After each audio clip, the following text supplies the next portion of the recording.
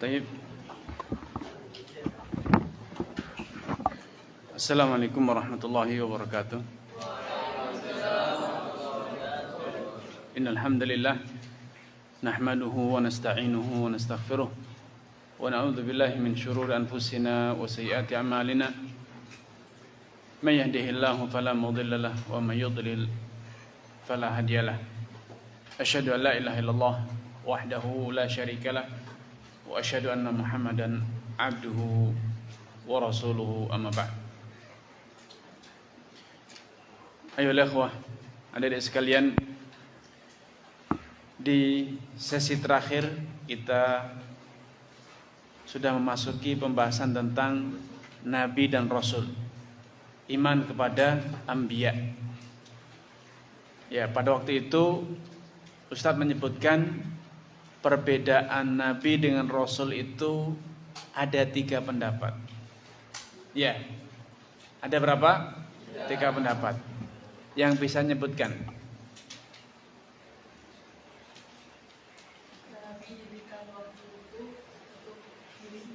Ya, untuk diajarkan, ya, itu yang pertama. Yang kedua,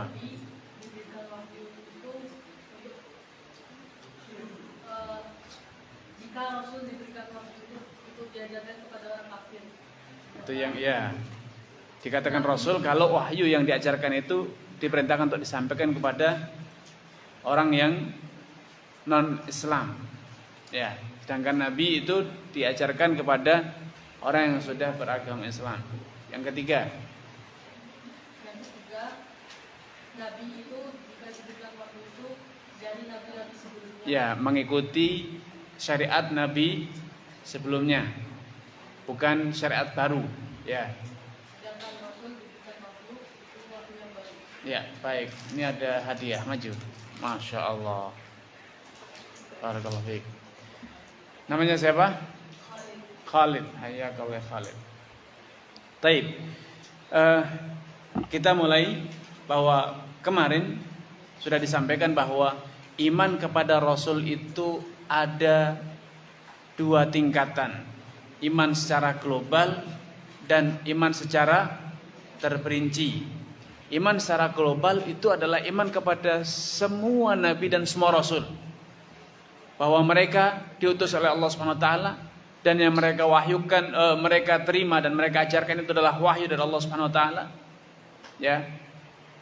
Dan iman secara terperinci adalah beriman secara detail dengan namanya, dengan kitabnya, nama syariatnya. Dan yang lebih khusus lagi, iman kepada nabi yang diutus kepada kita, yaitu Nabi Muhammad SAW, kita imani secara terperinci. Semua yang beliau ajarkan pasti benar dan itu adalah wahyu. Bukan sekedar kita imani, kita amalkan, kita dakwahkan dan juga kita bela. Kita harus membela, memperjuangkan agama yang diajar oleh siapa? Nabi kita. Itu yang dimaksud dengan iman secara terperinci. Kemudian al-muallif, sebagaimana yang masyhur di kitab-kitab para ulama, ada 25 nabi yang disebut secara terperinci, namanya disebut. Mereka itu diawali dari Nabi Adam, Idris, Nuh. Di dalam penjelasan sini dijelaskan bahwa Nabi Idris itu diutus setelah Nabi Adam dan sebelum Nabi Nuh, karena disebutkan Adam wa Idris dan Nuh. Ini pendapat yang familiar, yang banyak diajarkan dan difahami oleh masyarakat luas. Namun sebagian ulama mengkritisi pendapat tersebut dan mengatakan bahwa Nabi Idris itu setelah Nabi Nuh. Antara Nabi Adam dan Nabi Nuh tidak ada nabi yang lain. Itu pendapat yang kedua. Karena ada beberapa hadis dari Nabi SAW yang mengisyaratkan demikian. Kelak di hari kiamat, ketika manusia sudah dikumpulkan di alam mahsyar, Allah SWT akan membiarkan manusia terombang-ambing dibiarkan di alam mahsyar tidak segera dihisab, sehingga merasakan teriknya matahari yang hanya 1 mil dari atas kepala. 1 mil itu kira-kira 1,5 kilo jarak matahari, sehingga manusia berkeringat, sehingga manusia berbondong-bondong mencari para nabi, agar para nabi ini berdoa kepada Allah agar segera dihisab dan mereka segera terbebas dari derita di alam mahsyar. Manusia kala itu mendatangkan Nabi Adam dan mengatakan, ya Adam anta abuna, wahai Adam, engkau orang tua kami semua, dan engkau melihat apa yang kita alami di sini. Berdoalah kepada Allah agar Allah segera menghisab kita. Namun Nabi Adam mengatakan, menyebutkan dosa yang pernah beliau lakukan. Nafsi nafsi, beliau mengatakan, aku sendiri masih khawatir aku pernah berbuat dosa, makan buah yang dilarang. Kemudian mereka mendatangi Nabi Nuh, ya Nuh anta awalur rusul arsalahullahu ilan nas. Wahai Nuh, engkau adalah rasul pertama yang diutus kepada umat manusia. Segeralah berdoa kepada Allah Subhanahu wa taala. Dan kisahnya masih panjang ya. Sehingga dalam riwayat ini jelas bahwa Nabi Nuh itu merupakan rasul pertama. Ya, sehingga dapat difahami berarti Idris itu diutus bukan sebelum Nabi Nuh, tetapi setelah Nabi Nuh alaihi salam. Kemudian selanjutnya Hud ma'a Saleh. Nabi Hud, Nabi Saleh, wa Ibrahim, kullun muttaba, mereka semua adalah para nabi yang diikuti oleh umatnya. Wa Lutun, Nabi Lut, Ismail, Ishaq, kada Yaqubu, Yusuf wa Ayubu ihtada.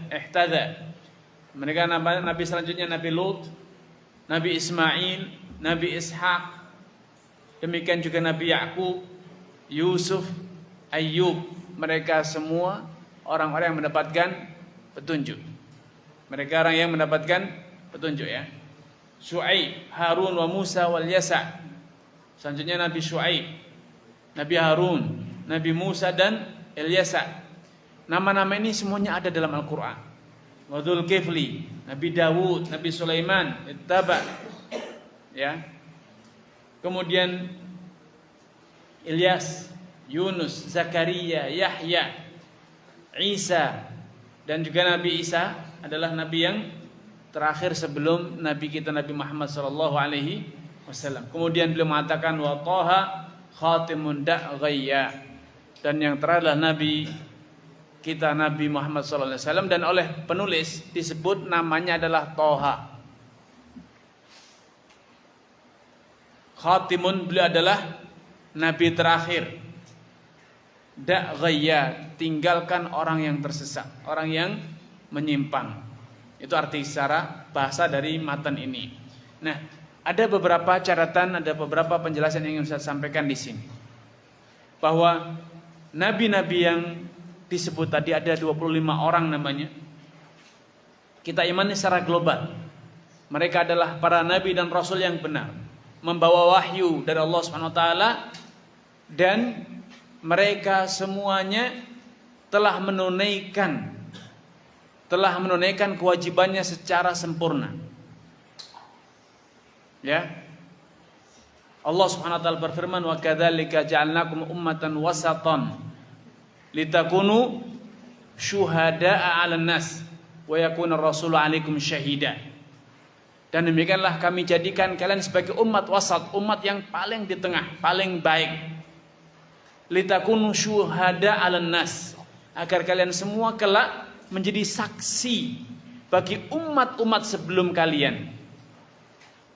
Dikisahkan dalam beberapa riwayat bahwa kelak di hari kiamat Allah akan memintai pertanggungjawaban seluruh nabi tersebut. Masing-masing nabi dimintai pertanggungjawaban apakah sudah menunaikan ajarannya kepada umatnya dengan sempurna atau tidak.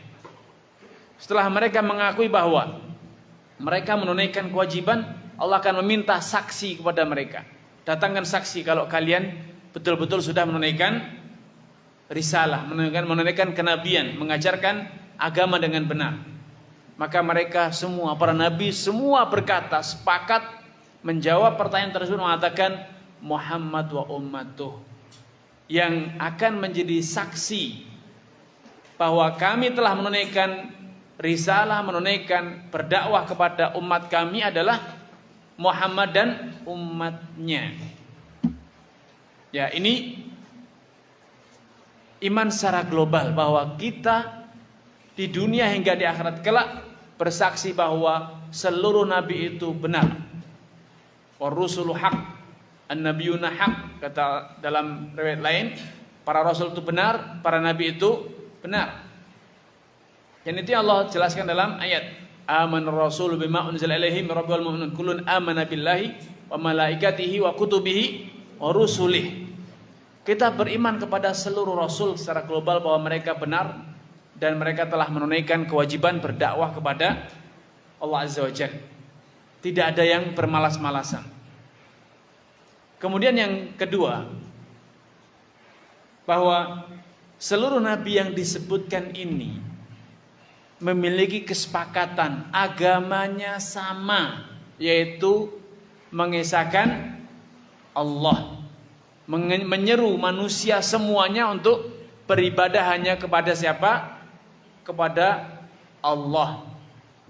Wa ma arsalna mir rasulin illa nuhi ilaihi annahu la ilaha illa ana. Tidaklah ada rasul yang kami utus kecuali telah kami wahyukan kepadanya tidak ada ilah kecuali aku, kata Allah Subhanahu wa taala.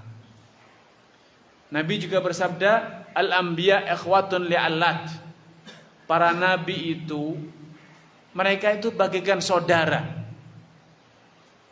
Dinuhum wahid, syara'ihum syatta. Agama mereka sama.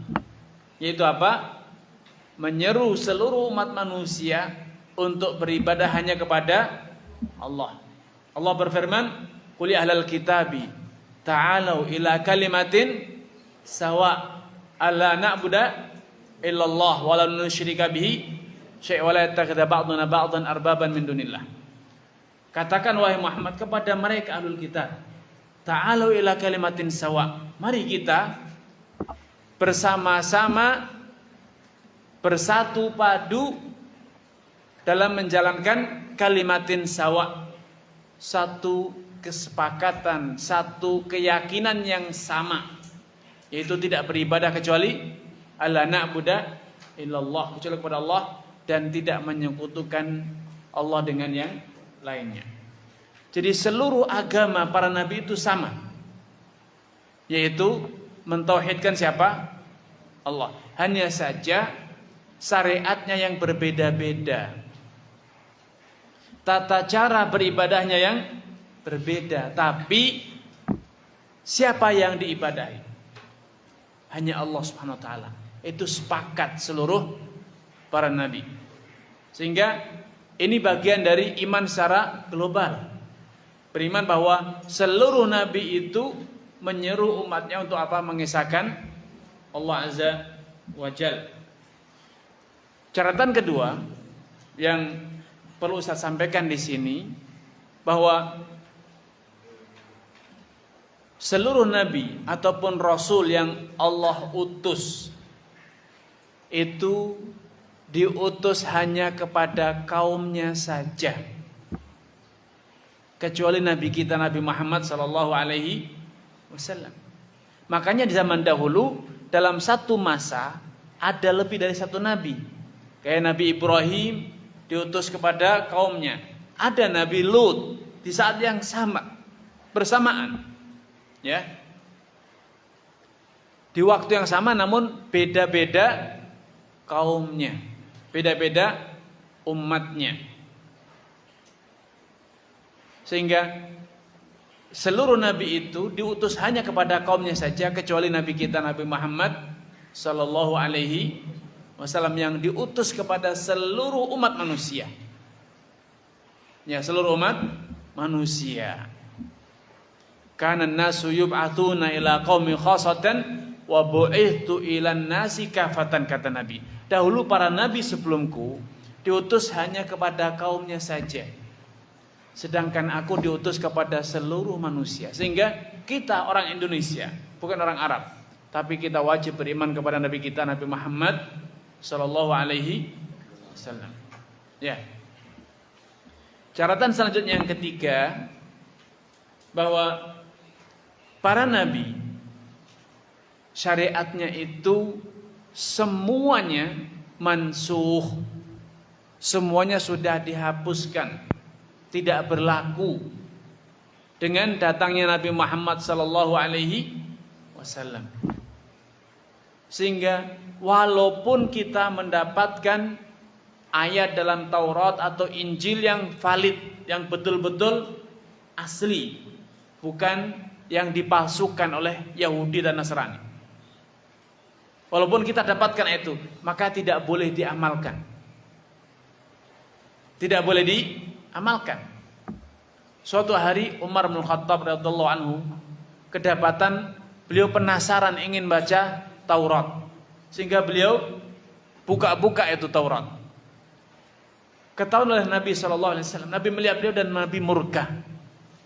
Ya Umar, amutahawikuna antum fihi? Apakah ya Umar, engkau masih juga penasaran? Engkau ingin tahu juga? Bukankah laqad ataitukum biha bayda naqiyah?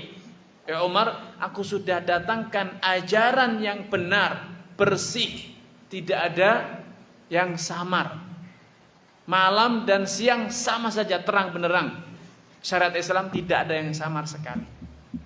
Wallahi law kana Musa hayyan ma wasi'ahu illa tibai. Andai Musa hidup hari ini, maka tidak ada pilihan bagi Nabi Musa kecuali mengikuti ajaranku. Makanya kelak ketika Nabi Isa diturunkan kembali, sebelum hari kiamat datang, Nabi Isa itu akan menjalankan syariat siapa? Nabi Muhammad SAW. Bahkan ketika beliau berjumpa dengan Al-Imam Al-Mahdi, Imam Mahdi, beliau akan menjadi makmumnya Imam Mahdi. Nabi SAW bersabda, kaifa bikum idza nazala fikumul Masih ibnu Maryam wa imamukum minkum, kata Nabi. Bagaimana perasaan kalian kalau suatu saat nanti Isa bin Maryam itu turun kembali, berada di tengah kalian, dan ternyata yang menjadi imam sholatnya adalah orang dari kalian, bukan Nabi Isa. Bukan Isa yang menjadi imamnya. Yang menjadi imam adalah salah seorang dari kalian sendiri. Manusia biasa mengimami seorang nabi. Tentu ini adalah sebuah kemuliaan, sebuah syaraf. Ya, Nabi Isa tidak mau memimpin menjadi imamnya umat Islam. Kenapa? Karena Nabi Isa tidak diutus kepada umat ini. Beliau diutus kepada Bani Israel. Makanya beliau tidak mau memimpin. Beliau menjaga adab. Ini bukan umat beliau. Beliau hanya diturunkan dan ditugaskan untuk membunuh Dajjal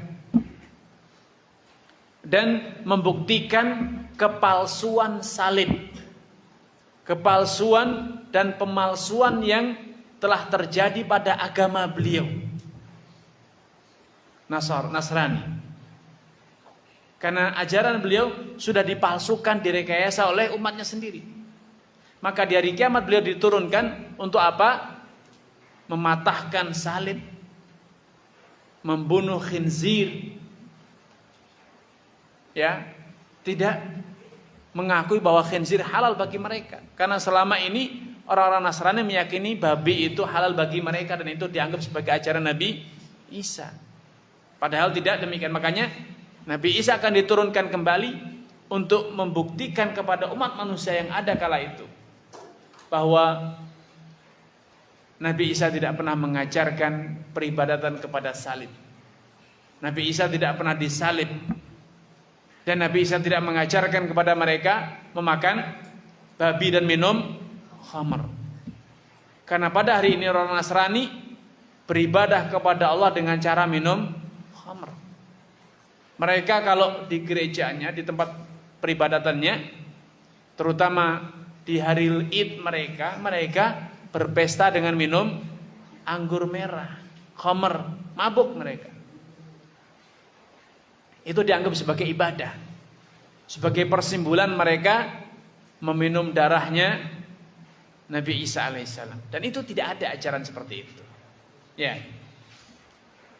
Taib, sehingga seluruh syariat siapapun, mau Nabi Ibrahim, syariatnya Nabi Musa, syariatnya Nabi Isa, itu sudah dihapuskan dengan syariat Islam.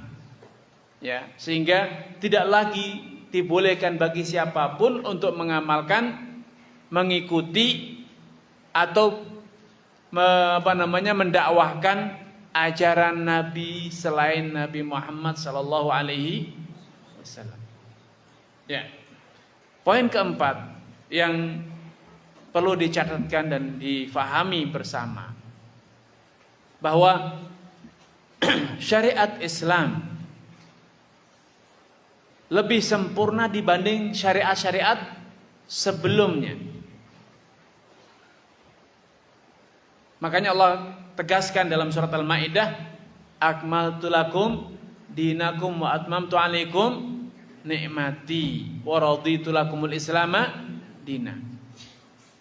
Adapun syariat-syariat Nabi sebelum Nabi Muhammad, maka syariatnya itu tidak sempurna.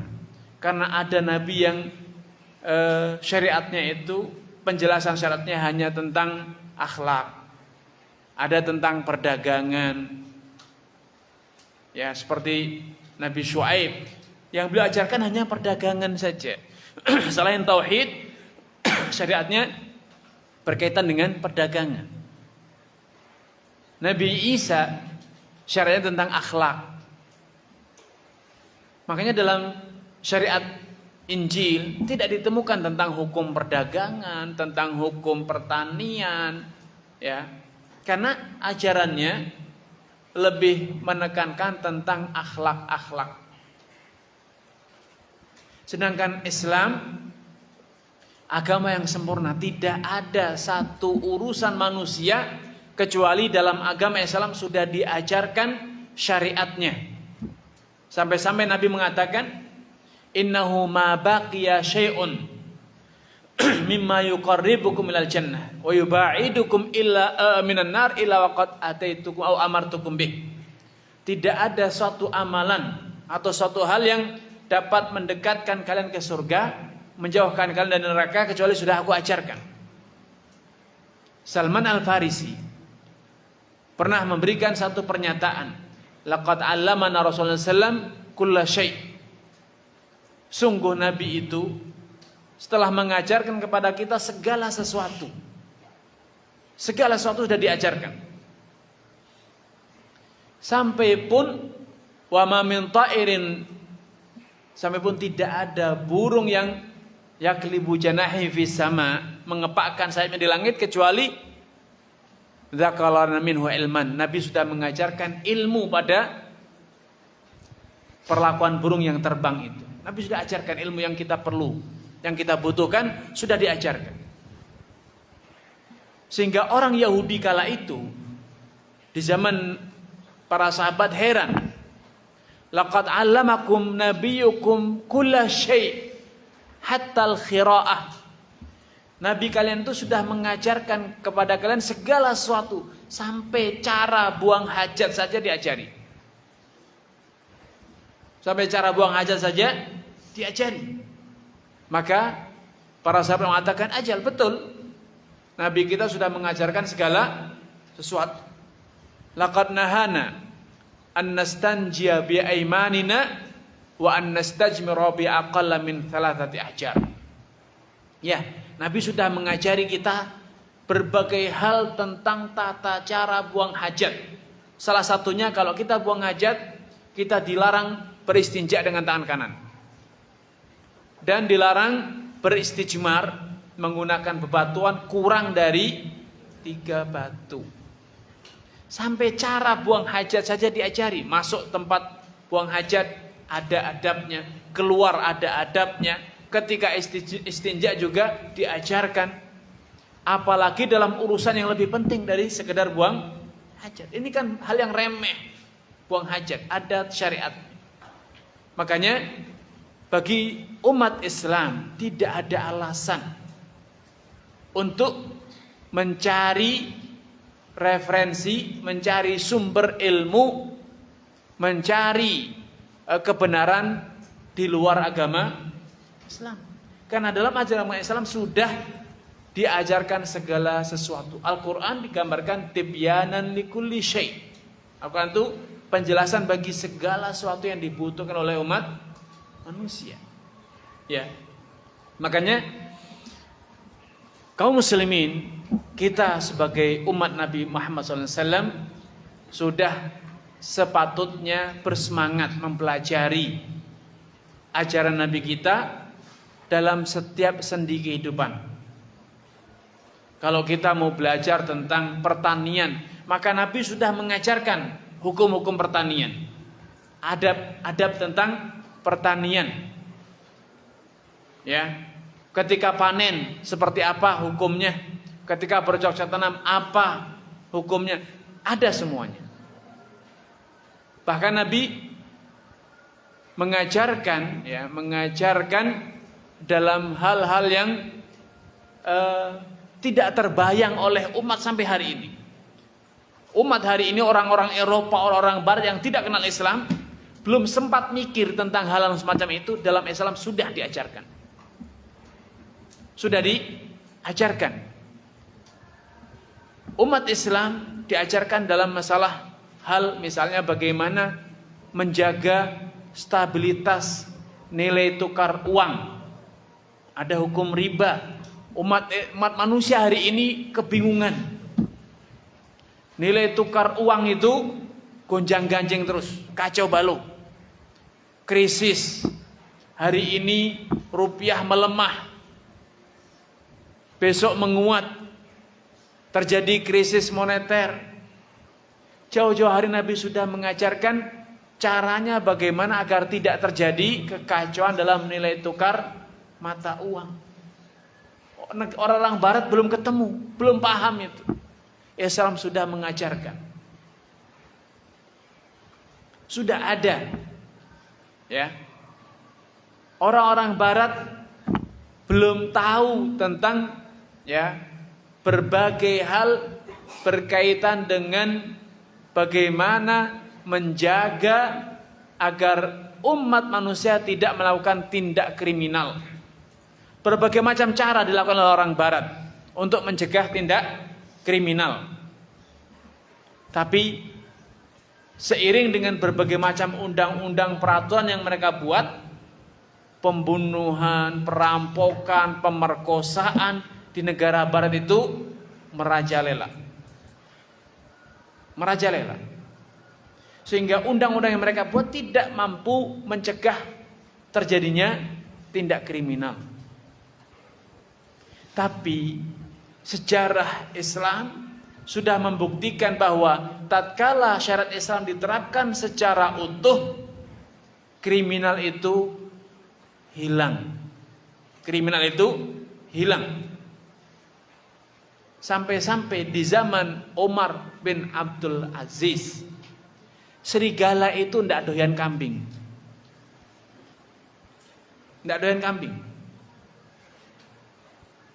Sehingga dalam sejarah diceritakan bahwa orang-orang yang tinggal di daerah yang jauh dari pusat pemerintahan dinasti Umayyah kala itu di negeri Syam, ya,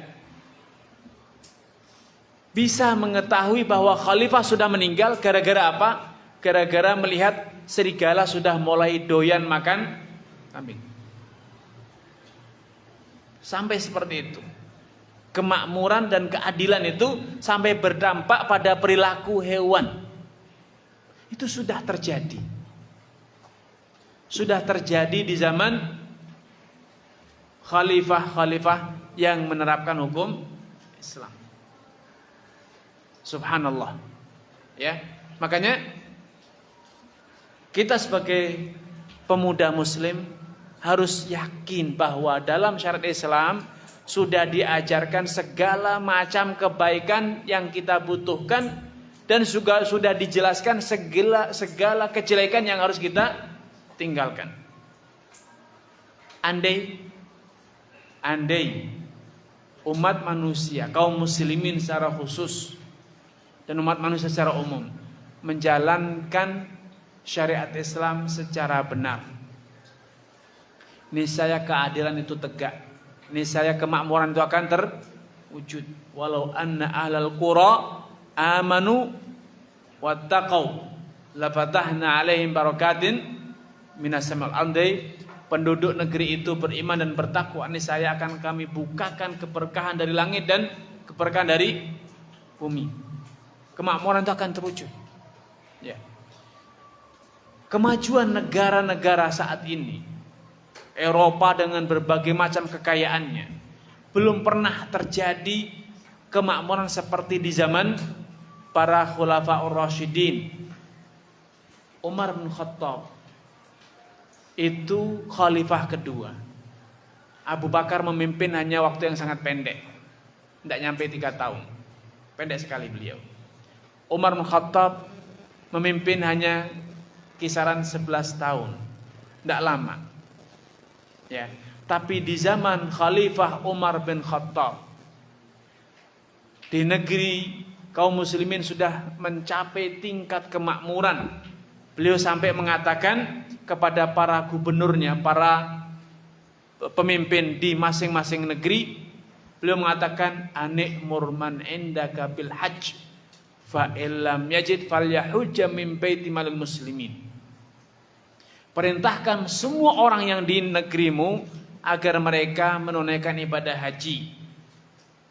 Kalau tidak mampu, beri dia biaya agar haji dari Baitul Mal. Coba bayangin, hajinya digratiskan. Mana ada negara yang mampu menggratiskan haji? Dibiayai. Di zaman Umar bin Khattab, para pemuda yang sudah mulai balik segera diperintahkan nikah dan dibiayai oleh negara. Biaya bulan madu sebulan dikasih full, genap dari negara. Mana ada negara yang seperti itu? Ya. Setiap kaum muslimin punya hak dan dibagi-bagi harta, bukan BLT ketika terjadi kenaikan harga BBM, tapi itu adalah pemberian yang rutin, yang digaji bukan hanya PNS-nya saja. Seluruh rakyatnya dapat jatah dari Baitul Mal. Itu terjadi di zaman para khalifah. Ya. Kemakmuran itu betul-betul nyata terwujud. Dan itu sesuai dengan kabar gembira yang disampaikan oleh Nabi SAW. Wallahi la yutimannallahu hadal amra hatta tasira dha'inatu min sana ila adan la takhafu illallah wa dhi'ba ala aghnamiha. Sungguh Allah itu betul-betul akan menyempurnakan agama Islam ini. Sampai suatu saat nanti akan ada wanita-wanita yang safar sendirian, bukan lewat naik pesawat. Dulu jalan kaki ataupun naik onta atau naik keledai dari negeri Son'a ke negeri Aden, tanpa perlu khawatir begal, tanpa khawatir perampok atau yang lainnya. Yang dia khawatirkan hanya domba-dombanya kalau diterkam oleh serigala. Aman, tentram negerinya. Mana ada negeri yang seperti itu? Kita di negeri kita saja mau safar takut. Laki-laki pun khawatir, apalagi perempuan. Ya. Makanya sebagai seorang pemuda muslim harus membangun kesadaran dalam diri kita, memahami dan meyakini bahwa kebaikan seutuhnya itu hanya ada pada syariat Nabi Muhammad sallallahu alaihi wasallam. Dan dalam ajaran Islam sudah diajarkan segala kebaikan dan dijelaskan segala kejelekan.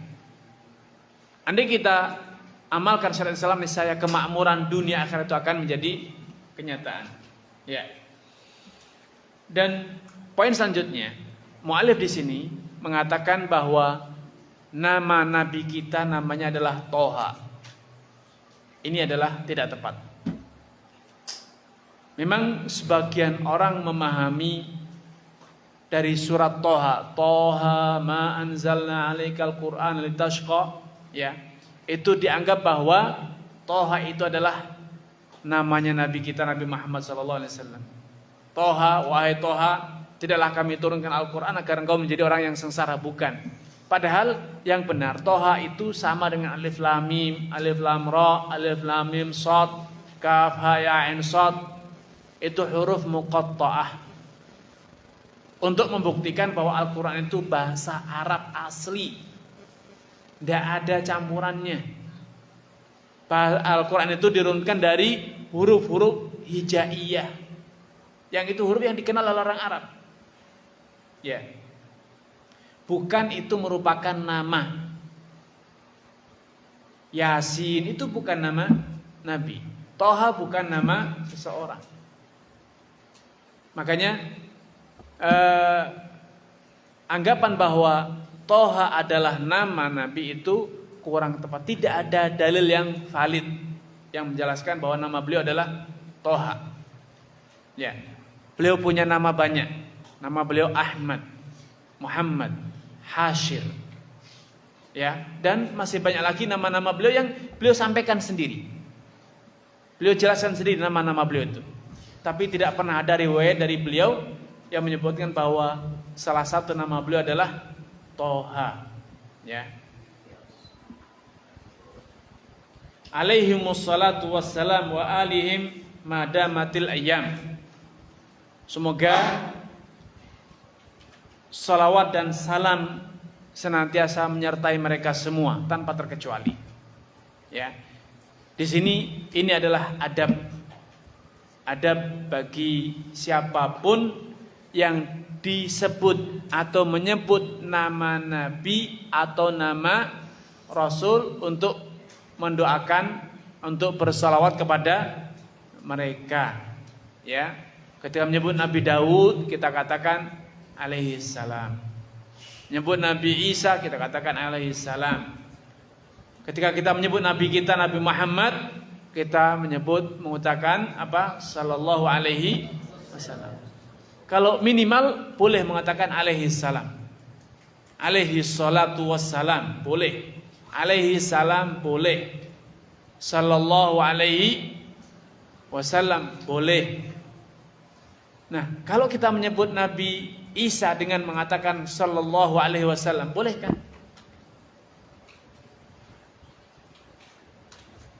Bolehkah kita menyebut dengan sempurna? Secara hukum boleh. Boleh. Ya, boleh, secara hukumnya boleh. Namun para ulama menyebutkan ada adab yang seharusnya kita jaga. Karena Nabi kita adalah Nabi yang paling mulia, Nabi yang paling sempurna, ya. Dan beliau secara khusus adalah Nabi yang diutus kepada kita semua. Maka kita mendoakan beliau lebih dibanding mendoakan Nabi yang lain. Makanya ketika disebut nama beliau, kita mengucapkan sallallahu alaihi wasallam. Sedangkan yang lainnya kita mengatakan alaihi salam. Untuk apa? Untuk membedakan tingkat beliau dari tingkat nabi-nabi yang lain. Itu adab saja, tapi itu bukan suatu yang wajib, ya. Atau kalau diselisih kemudian haram, tidak. Boleh mengatakan Daud alaihi salatu wassalam, boleh. Tetapi etika adabnya, ketika kita tahu Nabi Muhammad ketika kedudukannya lebih tinggi, ana sayyidu waladi Adam wala fakhr, katanya, aku adalah pemimpin, ya, seluruh anak keturunan Adam, dan ini bukan dalam konteks kesombongan. Ya, beliau menceritakan bahwa beliau adalah sayyidu waladi Adam, itu bukan karena beliau menyombongkan diri, tapi beliau menjelaskan sesuatu yang benar, sesuatu yang fakta, ya, sesuatu dengan faktanya.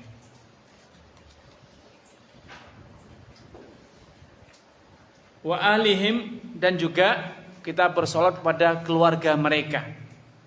Perlu dipahami keluarga para nabi itu ada yang mukmin, ada yang kafir. Ayahnya Nabi Ibrahim kafir, Azar. Anaknya Nabi Nuh, Kan'an, kafir. Ya. Istrinya Nabi Lot, kafir. Maka ketika kita mendoakan keluarga para nabi, yang dimaksud adalah keluarga para nabi yang beriman. Keluarga nabi kita pun demikian. Ada yang mukmin dan ada yang kafir. Orang tua beliau sallallahu alaihi wasallam meninggal dalam kondisi kafir karena ayahnya meninggal sebelum beliau diangkat menjadi nabi. Ibunya meninggal dalam kondisi beliau juga masih kecil. Ya, belum diangkat menjadi nabi. Paman beliau yang menjaga merawat beliau yaitu Abu Thalib juga meninggal dalam kondisi kafir. Maka ketika kita bersolawat menyertakan keluarga para nabi dalam solawat kita, yang dimaksud adalah solawat kepada orang-orang yang beriman dari kalangan keluarga Nabi Sallallahu Alaihi Wasallam dan juga ala sairi al-anbiya wal mursalin. Baik, kita cukup sampai di sini ya. Ada pertanyaan? Sahkah sholat kita ketika menggunakan parfum yang dicampur alkohol? Ya, secara hukum para ulama berbeda pendapat apakah alkohol itu najis atau tidak. Tapi pendapat yang lebih kuat, alkohol itu tidak najis. Kenapa? Karena alkohol yang dicampurkan dalam parfum itu tidak memabukkan tetapi mematikan. Karena konsentrasinya 70%, 80%. Yang khamr itu paling-paling hanya 15 atau 20%. Tapi kalau sudah sampai 70% itu bukan mabuk, tapi langsung sakaratul maut. Ya, sehingga itu tidak disebut khamr karena khamr itu adalah minuman yang memabukkan. Kullu muskirin khamrun kata Nabi. Setiap yang memabukkan itu disebut khamr. Wa kullu muskirin haram. Dan setiap yang memabukkan itu hukumnya haram. Sehingga parfum yang dicampurkan alkohol, konsentrasi alkoholnya itu bukan sekedar memabukkan tapi justru mematikan. Maka itu tidak disebut dengan khamr.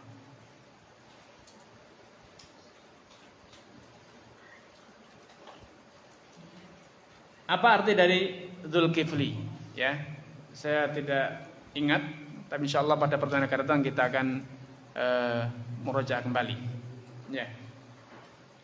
Bagaimana cara mandi wajib yang benar sesuai tuntunan Nabi Shallallahu Alaihi Wasallam? Ya, banyak yang baru balik ya. Tidak apa-apa dijelasin Pak Ustaz. Yang pertama, mandi yang pertama adalah membasuh kemaluan, dibersihkan dengan sabun, kemudian membasuh tangan sebanyak 3 kali. Kemudian berkumur-kumur dan memasukkan air ke dalam hidung seperti ketika kita mau berwudu. Ya. Setelah itu bersiwak, bergosok gigi. Selanjutnya berwudu seperti wudu biasa yang kita lakukan untuk sholat. Setelah selesai berwudu dengan wudu sempurna sampai membasuh kaki. Ya. Setelah membasuh kaki berwudu selesai, 3 kali wudunya atau 2 kali juga boleh, sekali juga boleh. Selanjutnya kita mengambil air dengan tangan dan dibasahkan ke sisi kanan kepala, di sela-sela dengan jari agar air itu betul-betul sampai ke seluruh kulit kepala bagian kanan sebanyak 3 kali. Kemudian demikian pula di sisi kiri sebanyak 3 kali. Sehingga air itu basah. Kalau sudah basah kepala kita, selanjutnya ambil air dengan gayung, disiramkan ke sisi kanan sebanyak 3 kali. Kemudian sisi kiri 3 kali dan selesai. Kalau itu sudah dilakukan maka suci. Ya. Belum sabunan Ustaz, belum sampoan, tidak masalah. Belum sabunan, belum sampoan itu hanya sekedar untuk mandi bersih. Tapi hukum janabahnya, hukum junubnya sudah hilang, hadas akbarnya sudah hilang kalau kita sudah meratakan air ke sekujur tubuh, ya. Nah, masih ada yang terlewat tadi. Sebelum mandi, ketika kita mau masuk kamar mandi, baca basmalah dulu. Karena sunnah untuk membaca basmalah sebelum wudu ataupun sebelum mandi. Dan setelah mandi, keluar dari kamar mandi, membaca doa setelah wudu, sama saja. Apa doanya? Allahumma ja'alni minat tawabin wa ja'alni minal mutatahhirin. Ya. Itu tata cara wudu yang sempurna atau mandi yang sempurna. Nah, kalau ada orang yang mandi minimalis, nyebur ke sungai langsung sudah dianggap suci. Ke kolam renang langsung juga yang mesti. Berdiri di waktu hujan lebat, basah kuyup semuanya juga sudah dianggap suci. Tapi itu mandi yang tidak sempurna. Kalau kita langsung guyur badan kita dengan air di kamar mandi juga selesai, sah. Hadas akbar dan hadas asgharnya sudah hilang, tapi tidak sempurna, kurang sesuai dengan tuntunan Nabi Shallallahu Alaihi Wasallam.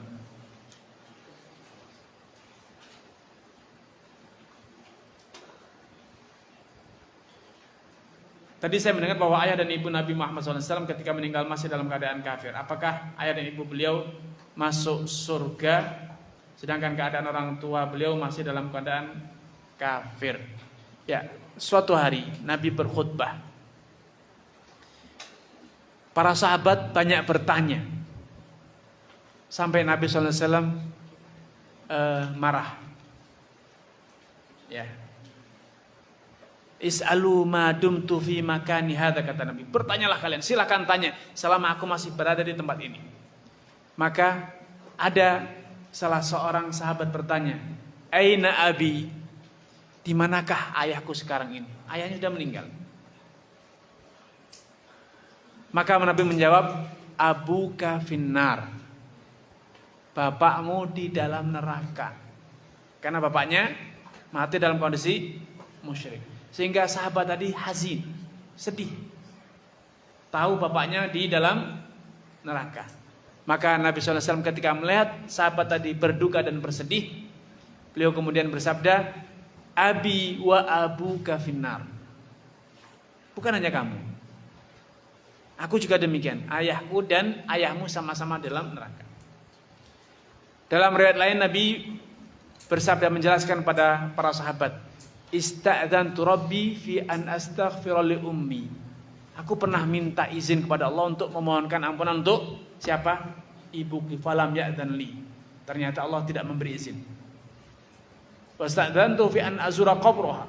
Dan aku minta izin untuk menziarahi kuburan ibuku. Fa'adinali, maka Allah mengizinkan kepadaku.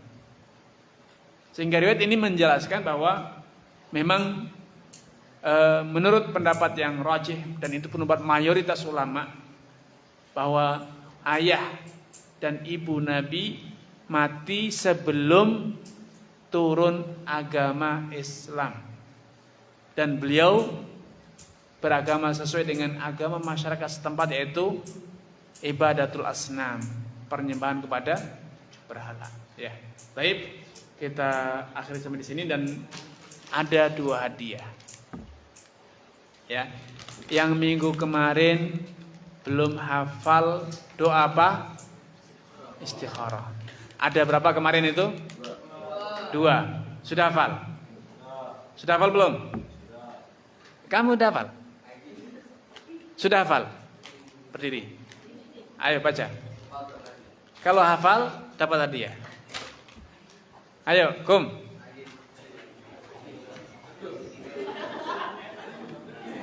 Ayo. Allahumma inni astakhiruka. Ayo.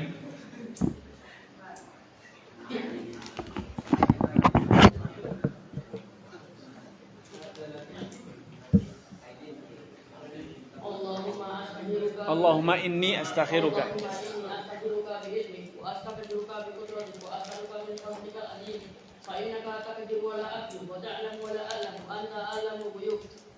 Allahumma in kunta ta'lam anna hadzal amra khairun li fi dini wa ma'ashi wa ajwadi amri faghfir li wa yassir li thumma barik li fihi Wa in kunta wa in kunta ta'lam anna hadzal amra syarrun li fi dini wa ma'ashi wa aqibati amri fasrifni anhu fasrifhu anni wasrifni anhu thumma qdur liyal khaira iya thumma qdur liyal khaira haitsu kan thumma qdur liyal khaira al khaira haitsu kana. Masya Allah. Namanya siapa? Asfi ya?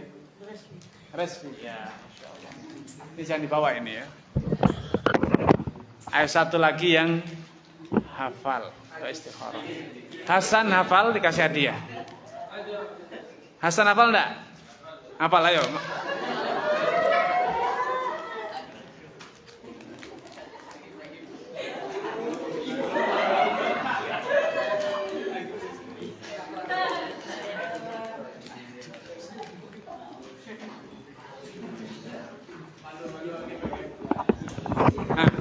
Ayo Hasan. Allahumma inni astakhiruka bi'ilmik wa astaqdiruka biqudratik wa as'aluka min fadlika al-'azim.